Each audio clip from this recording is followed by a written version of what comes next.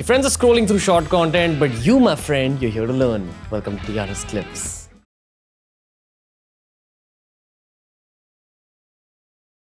Mr. Modi is the first prime minister who thought of our sisters, our mothers, our daughters not having a toilet to go to. Half the country didn't have toilets until 2014. Yep.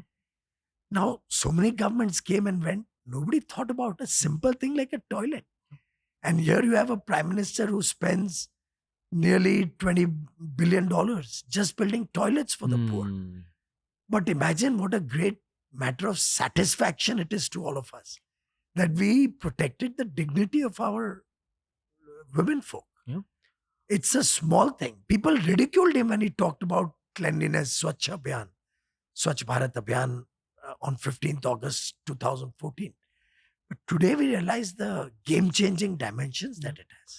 I think the long-term Swachh Bharat is also going to have a role to play in travel, which is then going to unlock even so much more money. That's the big complaint we've had even on the show in terms of if all of India was just more hygienic, you'd attract a lot of people from all over the world to see our beautiful country. And there's so much to see. But is this whole tourism in order to make money a conversation that you guys have? I'll give you a small example that will tell you all. Sure.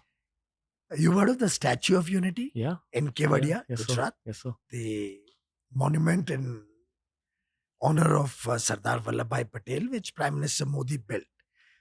When I first went and saw it, it's a absolutely scintillating experience. Just can't get over it. The museum, the whole facilities, the whole ecosystem that's developing around it.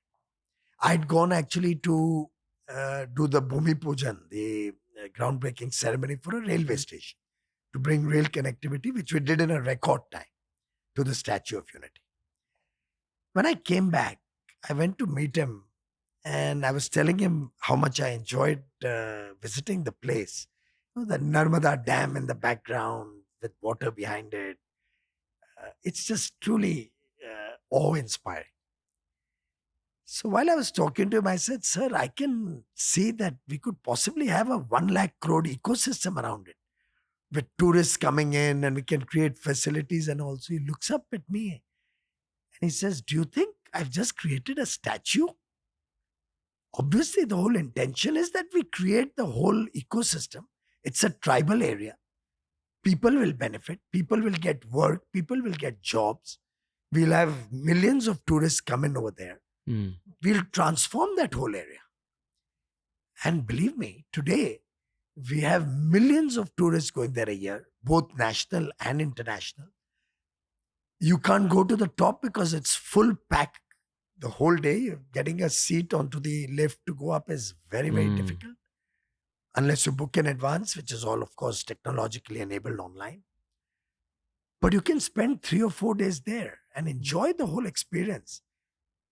And I realized that Prime Minister Modi was actually thinking 3 or 4 steps ahead of what any of us imagined when we were all talking about the Statue of Unity. Gotcha. Similarly, when you look at Banaras, I don't know, did you get a chance to go to Banaras? I have, sir. We recorded a lot of videos there. Recently? Yes. With the new temple? Yes. Complex? Yes, sir. My God, have you seen it before? I have actually. Yeah. So you can see the dimensions of change there? Yeah. Now, I recently was told that the number of people who visit that temple is now 10x. And it's been only a short period of time, a year and a half now. This way it's going, I think we can set up probably 50 or 100 hotels in Banaras. Yeah. And it'll fall short. Yeah. It's a bit of a rudimentary question, but I get this question from a lot of my white friends and my friends from Africa and Arab friends. They ask a lot about the jungles, the beaches, and the mountains. So is this also something you guys focus on? Developing? Of course, it's biodiversity at its best in India. When the world is talking about sustainability, we have always believed in sustainability. How do you convince the common man to be even more hygienic? I think that's the main kind of problem right now. You know, it comes very naturally. You don't need to do much. Just keep the place clean for a few days. Okay. Nobody will ever dirty it. Okay. In this room, will you dare to, or will you even think of throwing something on the ground? You won't. But if there was a small pile of garbage there, while walking out, you wouldn't have minded a piece of paper or a tissue paper, you wouldn't, because it already looks like a garbage dump. The idea is we have to get the place cleaned up once. Maintenance of cleanliness is not very expensive. Okay. Human being intrinsically likes cleanliness. Yeah. Tell me, even the poorest of poor in the village also, he keeps his own village, his hut, his surroundings very clean. Yeah. I feel there was a lot of wrong things that happened because of colonialism in India. Systems were messed up. Lots of things were messed up. And over the last 75 years, we've been cleaning up the mess. And now it's that final 20% that's left, where we're trying to undo mindsets, be it in education, be it even about hygiene. I don't think traditionally we're unhygienic. I don't know how it's gotten introduced, but it's my theory. Something's gone on there. Maybe it's a conspiracy theory. I don't know. Well, I wouldn't get down to conspiracies on this. But yes, I think there was a vested interest in keeping India uneducated, keeping India unorganized, making sure the Indians don't start knowing about the good things of life. And that was a systematic effort over hundreds of years, जो गुलामी की मानसिकता की बात होती है.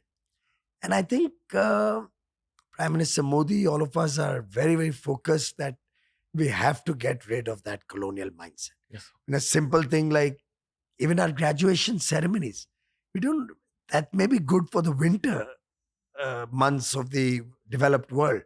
But I don't see any reason to have that gown with the cap and all in this heat of India. Yeah. I think we normally graduate in April, May, June, that period, right? Yes, sir. We'd rather have a nice kurta pajama or angavastra to graduate in. And gradually I see a lot of universities and colleges are doing that. So these are playlists made especially for you. We've tailor-made learning experiences for you in the RS Clips.